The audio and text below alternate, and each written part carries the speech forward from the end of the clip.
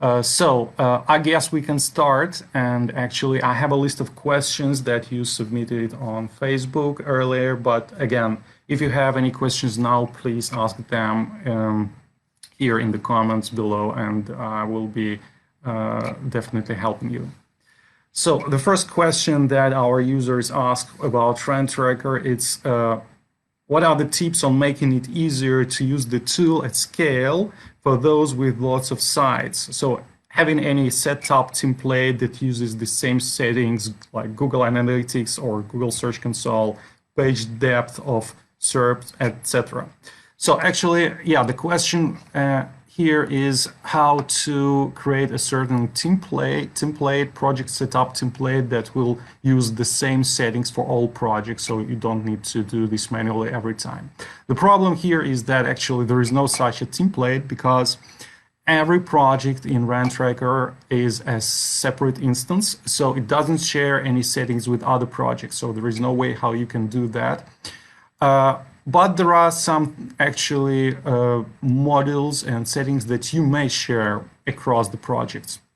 So first of all, there is a SEO PowerSuite Cloud, a service where you may create a cloud account. And here in the settings, if you go to synchronization settings, you have the opportunity to synchronize your Google Analytics and Google Ads accounts across different applications.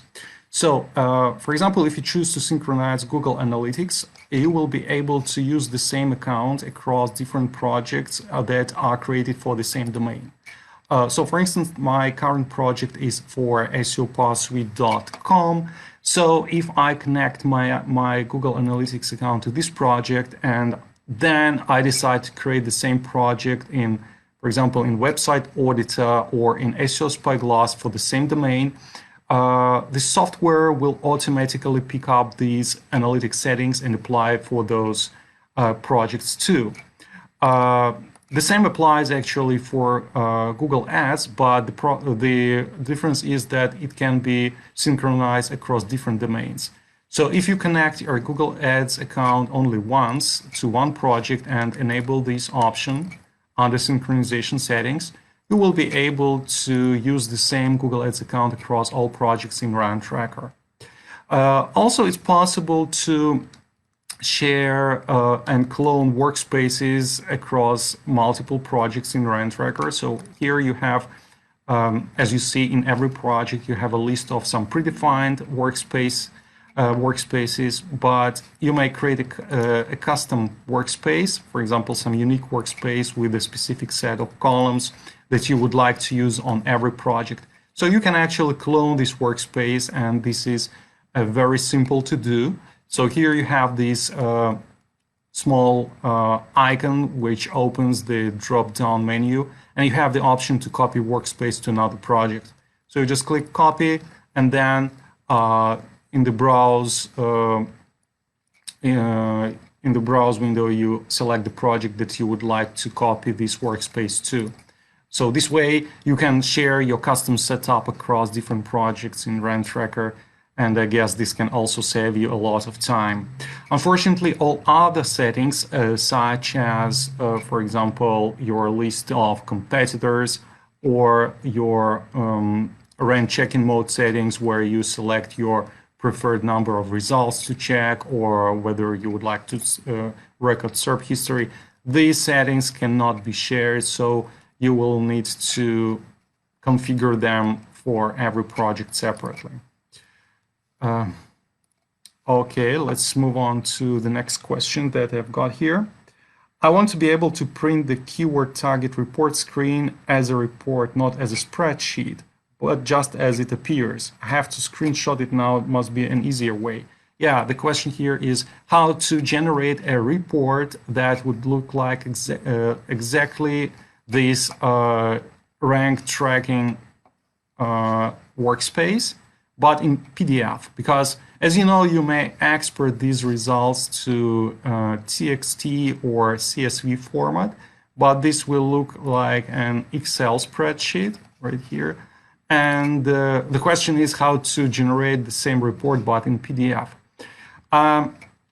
Well, first of all, the problem here is that PDF has a very strict page width, and it's not possible to arrange a PDF report that would include the same number of columns within the same set of page width. So, but there is some workaround that may help you actually. So what you need to do is, first we need to export these results to Excel. So here we have the option to click Quick Export and save this table as a CSV file. So as you see, I have already saved it on my computer. Now you open Excel and go open some new sheet, and you have to import this data. So we click the Data tab, then choose from Text CSV, select our import file, click Import, and make sure that you map the columns properly. So every column corresponds to the type of data that we want to import. So we click Load. So now we have imported this workspace into Excel, and actually, from Excel, you may save this report as a PDF file. So you open File, Save As, then here you choose to save as PDF. And for example, you name it Test 1. So click Save. And now it will open, let me show you, where is that? If you open this PDF file, you will see that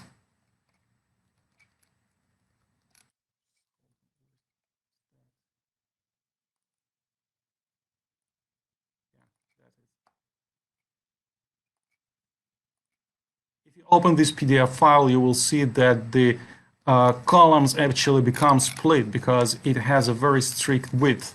So it's not possible to keep all columns together and fit into the size of the document. So part of the columns will be moved to the second page. But if you have just a workspace that includes only several columns, I guess this workaround may help you. Okay, so the next question was, what are the best practices on using tags in run tracker projects? Yeah, so tags, this is a very underestimated concept because, yeah, you can add tags to your keywords and actually arrange your workspace in different ways to include only keywords marked with specific tags. But not many people know that you can actually customize your reports based on your tags, project tags. So what you can do is, first let me show you how to assign tags to your keywords. You simply select the records in your project workspace that you would like to tag with some specific tag. Then you right-click, choose Add Tags to Selected Records. Then you give it a name, for example, tag 1. Okay.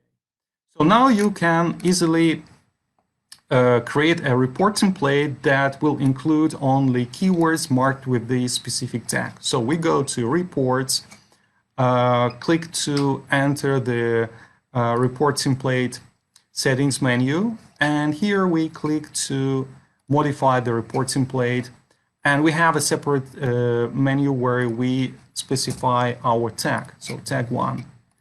Okay, and now if we save this template, you will see that it will include only those keywords that are marked or that have this specific tag. Also, using tags actually can help you arrange your workspaces for huge websites when you try to target different languages or different locations. Because very often when you have a huge website, you may have separate categories or you may have separate site sections that target different locations. And people may ask how they may keep everything inside a single project, but separate those categories or locations within that project. So tags may also help you with that. For example, let's take the situation when you have a website that targets the United States and some European countries like France or Germany. And you would like to keep your French keywords, your keywords in German and English keywords within the same projects, but somehow to separate them.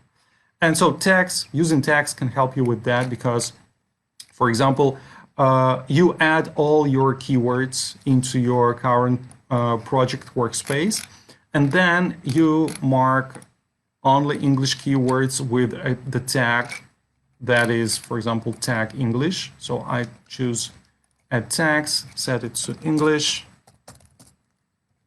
Okay, the next set of keywords I mark with the tag French. Add tags French. And also the last set of keywords, I will tag them with German. So that's it. Now you can create a new custom workspace that will, as you see, we have all keywords included, but you may use the advanced filtering menu where you can choose to include keywords that have this specific tag only English.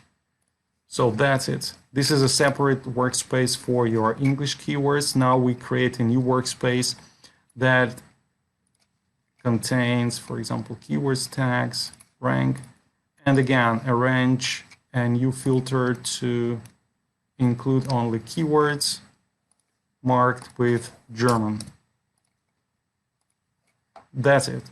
So this way you can create multiple workspaces, arrange your keywords in different ways. Maybe you want to have everything in one workspace or to separate that. So to separate them. So using tags can really help you with that. So let's see if there are any more questions. Hold on a second, I will check your questions.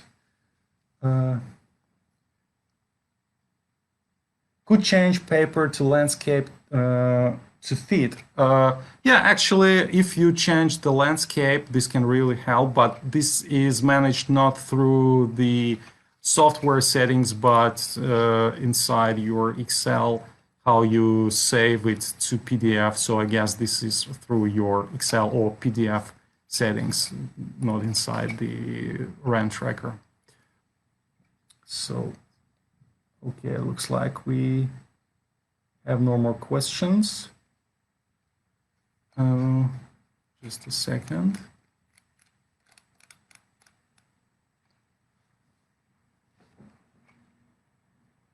I presume this is being recorded and I can watch it later. Yeah, actually, this session is being recorded now. So after we finish, we're going to publish on our Facebook and most probably on our YouTube channel. So yeah, sure, you will not miss anything. You will be able to watch it later, no problem. And I guess, well, if you like this format, please share your feedback, leave your likes, and most probably we'll be arranging the same types of sessions on a regular basis where we are going to answer all your questions. This is a better communication between you and us. And I'm sure this should help you to learn a lot of things about our software, new things that you didn't know before. So, well, looks like we have no more questions. I guess we can finish then.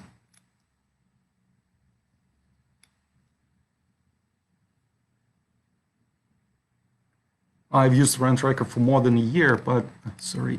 But I didn't know it has so many interesting advances. Yeah, thank you, Fania. Yeah, thank you. That is really nice to hear.